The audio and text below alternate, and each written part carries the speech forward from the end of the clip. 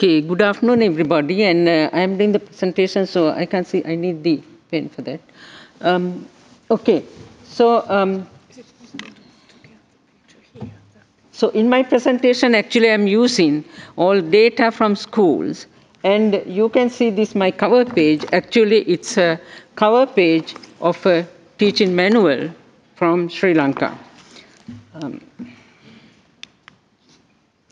So Sri Lanka is a small country, and it's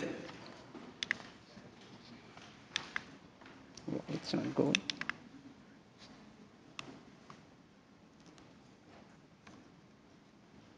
The British named it as the Pearl of the Indian Ocean because of the location, and the Greeks named it as the Taprobane, and the Persians and Arabs as the Serendip. We have about 300 years of history, and it was ruled by 181 monarchs.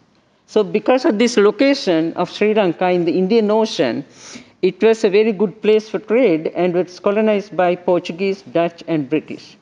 So the country gained independence on 4th February 1948, and in the same year, the Ceylon Citizenship Act was. And the schooling system, I'm not going to talk, but there were differences in the thing. So Sri Lanka is a multi-religious country, multi-ethnic country. So even for the independence, these groups, Sinhalese, Tamils, and Muslims worked together. They fought together to get the independence. Unfortunately, the ethnic conflict lasted for 30 years between these two groups and ended on 18th May 2009. There was some recent violence with the Muslims also. So for this ethnic conflict, there were several root causes, and I said that the British ruled the country. So they started the segregation of schools according to the social status, class, the language, and the good schools are for the English-speaking elite people. And although Sinhalese and Tamils and the Muslims, they live in all parts of the country, but you can see the Tamil concentrations are in the north and in the eastern provinces. And during the conflict period of 30 years, there were several Tamil groups, but the Liberation Tigers of Tamil Eelam was predominant, and they beat all the other groups, and they had their own logo, Air Force, radio station, TV station, and the postal system. The prime demand that they had to have a separate state, independent, sovereign, secular state of Tamil Eelam. So they wanted to strengthen their forces. And the picture on the left is the training the child soldiers. So the bad effects of the thing is the displacements. The children lost their parents and the vice versa also. So no schooling, no food, no shelter, no water, nothing. So it's not only the children and in the parents, they had difficult situations. And they had to live with fear because you can hear the bomb blasting and get avoiding the landmines.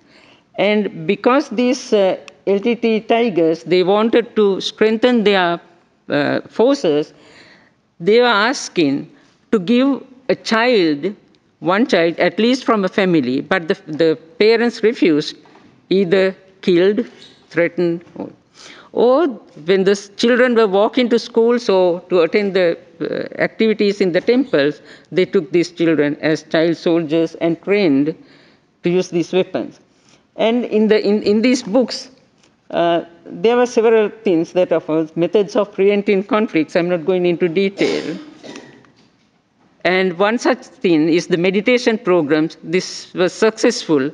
And it's not only for the Buddhists, but for all the other groups.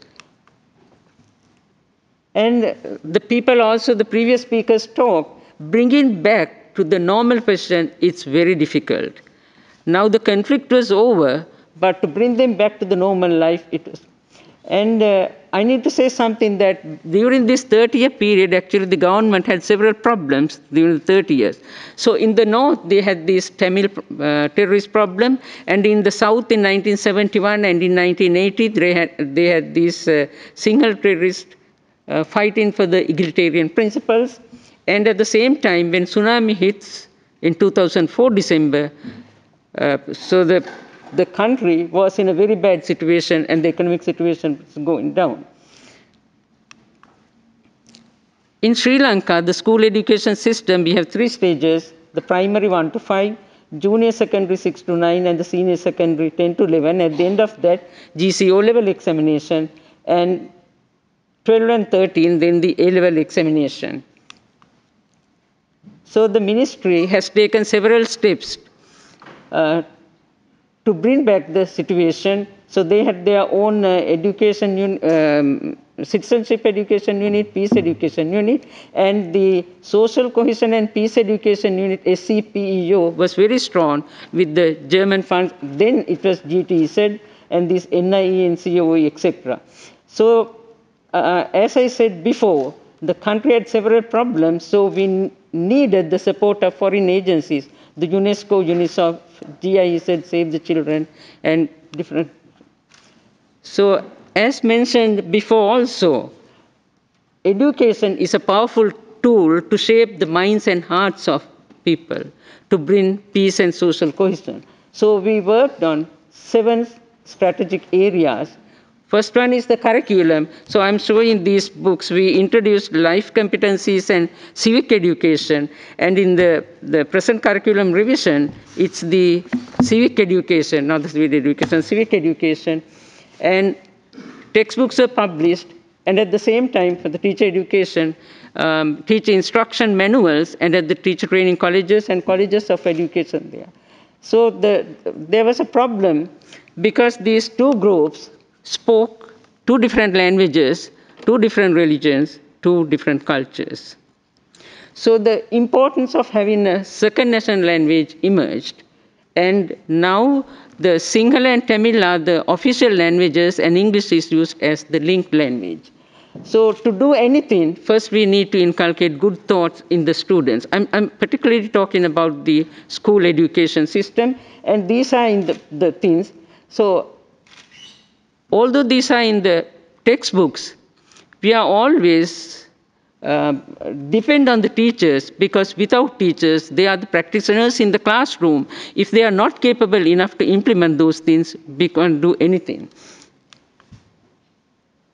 So we let the students to observe, rather than saying what is democracy, the democratic features in the school, and then the characteristic of a democratic way of life. All these things are from the textbooks that I took. And what are the rights and duties to be a good citizen? And so for the duties, I mean, they have the duty to learn well, and it's the right of the children to get good education. And I'm not reading this long list, but to have a complete thing, I'm giving this list. The first one is can live in a multicultural society, respects diversity, and does not compete based on differences, values, or tolerates other cultures, trusts others, treats others as human beings, is not racist, can analyze the causes of intercultural disharmony objectively. And the last one, the obeys the laws, also has qualities beyond the rules and regulations. So becoming a global citizen, and I'm just saying the thing from the textbook, that part, education is a right that you have. Your duty and obligation is to engage in educational activities with enthusiasm, be obedient to teachers, and follow the instructions and advice given by them. It is also a duty of you to get education well and serve the society as a good citizen. So to become a good citizen, we need to develop the leadership skills. I put that behind, that's also in the textbook, because these work bees are obeying the queen bee and doing all those things. And in the books, there are so many leaders, not only the local, you can see the international leaders also, and to respect them, how they have fought to get their things. So actually these things, again, I need to say you that it's in the textbook, but the teachers have to do different activities, maybe by role plays or the debate and the presentations to have these things. So I put 7 strategic activities. So one is the co-curricular. I think from my experience, I feel these co-curricular activities are the things that work best. So the student exchange visits, pairs of 2 cities, student parliament, drama festivals, friendship forum, peace school, etc. I want to say just something about these pairs of two cities. That's the students, 50 students from north going to the south and 50 from south to the north. They speak different languages, different cultures, so they were able to taste good food. When we interviewed them, you can see the smiling faces and they wanted to share so many things with us. So it was, so this, again, I need to go back to that psychological state. So the social relationships. And we have so many success stories. We were able to build the teamwork, now the children are working together, etc., etc. But nothing is 100%. We need to do more. Even for this second language proficiency, in all the schools, 2NF, the second national language, is not affecting. And these co-curricular activities are also not happening in all the schools. So by 2019, it's about 10 years after the conflict is over. So now I think the last point that I put in that 7 strategies is the research. It's high time to do research to see our success stories, how these schools have implemented these things. There is variation.